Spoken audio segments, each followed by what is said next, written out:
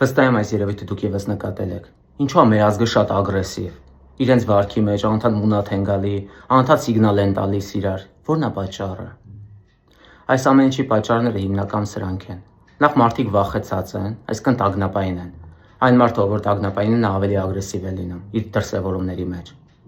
Երկրորդը, ագրեսիվ վարքով մարդը ինքնահաստատում է փնտրում հաճախ։ Այսինքն ես դիմացին սիգնալ եմ տալիս, դա ինչ է նշանակում։ Ես իրեն իր տեղը ցույց եմ տալիս։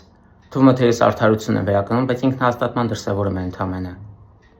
Մինչդեռ կարելի է այդ ամեն ինչը ավելի խաղաղ եւ հասուն ձևով անել։ Հարգալից լինել իրար հանդեպ։ Ագրեսիվ վարքի արմատները նաև մանկություն են գնում, սա տրավմաների արդյունքում է։ Այն մարդիկ, ովքեր շատ վնասվածքներ ունեն, նրանք ավելի ագրեսիվ են։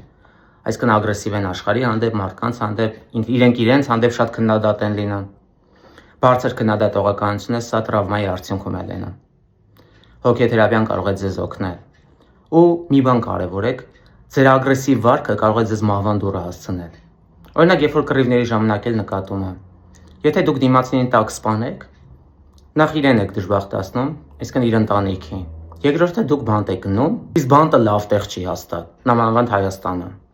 Ուրիշ բան են եվրոպական բանտերը, որ գնում են մարդիկ ոնց որ դրախտում ապրեն։ Բայց Հայաստանում դուք գնալու եք վատ պայմանների մեջ։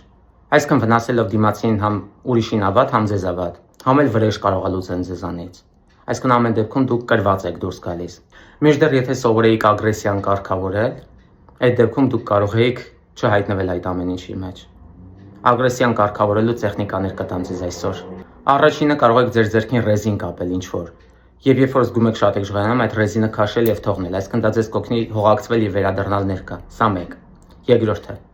երբ որ շատ ջղայնացած եք, այդ ժամանակ մի արձագանքեք։ Այսինքն ես քեզ կպատասխանեմ, բայց հետո։ Վաղը։